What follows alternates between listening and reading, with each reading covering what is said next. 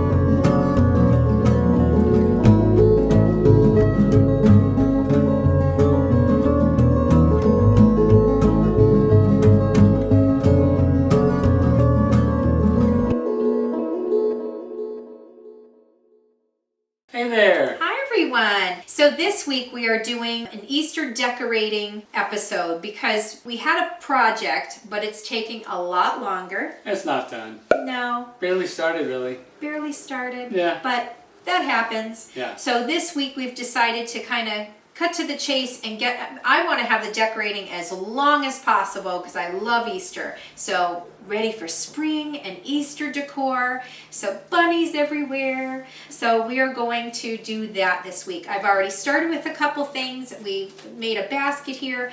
I'm not going to bore you with all the details. I'm just going to give you a little tour of our spring decor and our Easter decor. But I will show you a project that I'm working on. I'm very excited for a wreath that I'm going to make. Right, yeah. A spring wreath for the front door. Hope you enjoy the video this week. Yes, happy spring everyone. One of our projects this week is decorating for Easter, and we wanted to thrift some things. I like adding new elements every now and then, and we went into a really cute boutique shop, and it had a small section of Easter things. But for $3, we found this bunny. He's very cute, but he's very glazed over. I'm not crazy about the pink eyes. They kind of creep me out a little bit. Otherwise, it's a very cute bunny. So I wanted to try to sand him down and see if I can spray paint him a more matte finish. So we're going to sand him down, clean him up, and I already cleaned him already since I brought him home, and then I'm going to spray paint him a gray. If I don't like the gray, then I'll come in with a white again or something else. We have a 100 grit sandpaper.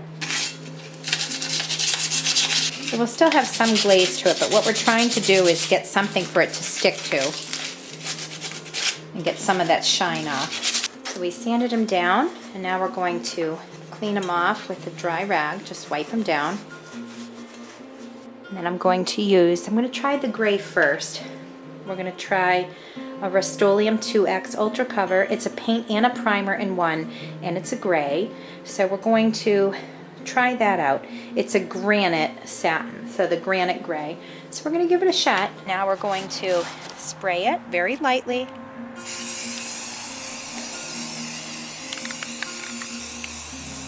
And already I like him so much better. It is a satin look, so it might be somewhat shiny, but he'll be a lot less shiny. But we're going to let him dry for a while, and then we may need to do a second coat, most likely, and then maybe the bottom and certain cracks here and there. But so far, I like him, and then I can go in later and maybe add some color to his ears or whatnot. I'm not sure though, I may leave him all gray, we'll see.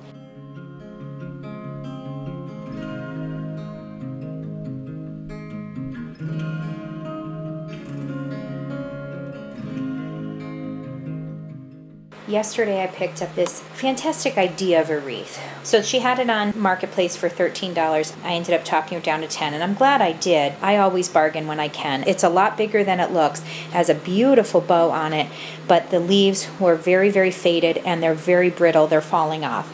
But I liked the idea of it, and it has like a faux stick moss, kind of brown moss on the back to hold it together. And that was worth it alone because I can reuse it. That ribbon I'm going to reshape. I bought this grapevine wreath for $5 at Walmart. And then off of Amazon, I bought these tulips, which you've seen before in my home.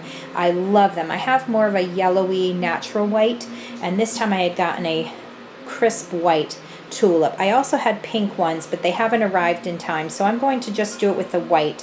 For some reason, even though it's the same company, the ones that have the color in them, pink or whatever color you choose, seem to take a little bit longer to get here. So I have the white. So I'm going to try to layer. I may in the end just use this green wreath, but this is going to go on my front door. It's going to end up being a little on the pricey side, but I have some things on hand. I bought them some things really cheap. I have another mini wreath that I bought for $1 thrifting, and I was going to try it in the middle. Some of the very expensive wreaths out there, well, that's my inspiration, but I don't want to spend anywhere between $50 or $60 to over $100. And the trend is a very big wreath with a very small opening in the middle, a very small hole in the middle. So I'm going to layer as much as I can and do something cool with it. If it's just looking like a bunch of different wreaths together because I'm doing different things and it doesn't look right, then I will go back to the original of just this green. But let's see what we end up coming up with. Either way, I'll have different wreaths out of it. And a little quick note, I asked Paul to go outside this morning while I was cooking breakfast, and I asked him to kind of dust this off. As soon as you get something, clean it. I didn't want to deep clean it because these are so brittle. I was afraid, and already some of them already came off, so I'm afraid to lose some of these leaves. So, and the reason it's brittle is it's been outdoors for a while, and someone else had owned it. So I cleaned it the best that I could. Normally I would deep clean something, but I was afraid to keep scrubbing on this. So we did that, and then we added some dark green, I believe it's a forest green Rust-Oleum paint that we have. So that helped green up some of these leaves. They were much more faded than this. I just wanted to do a dusting because I didn't mind. So I really wanted actually some of these light green and almost whitish leaves to come through, so it would look like a multi-layered leaf. All right, so the second layer is the grapevine wreath with the tulips intertwined. The tulips I had bought from Amazon. They were about $11.99 for the white ones. I had these green stems, I guess like a boxwood. It's like a faux boxwood, I believe it was. And I had gotten a group of those, a bunch of them. Came as a big bunch. I forget how many pieces were in it. This was many years ago. I'm going to say 5 years, but it could have even been longer than that. I had bought off Amazon, and I'm sure you can still find it. Big bunch of these stems of them, and there's many on one stem. So I used about 4 stems, and I also stuck some moss in between. I did not hot glue it, just because I didn't want to go through all that. If it starts to come apart and looks funny, then I may hot glue some of them.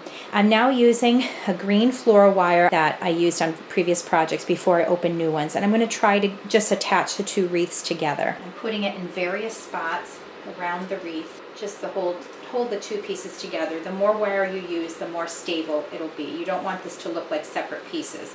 You really want it to look like it's all together one unit. I'm going to put it over different pieces of each wreath so you really hold them together. It just gives it a little bit more security. So this next part, I added that small wreath in the middle, and I'm going to use floral wire to attach it. And hopefully it doesn't look like 3 different elements. I'm going to try to get it to look like one big wreath together. Now we have it in the middle. When you lift it, there's quite an empty space. So I'm going to try to fill in with some tulips and see if that helps some of the space. I'm going to tuck in on the grapevine wreath towards the edges, and if I have to, I can fasten it with some floral wire. And there we go. That's the finished wreath. What do you think?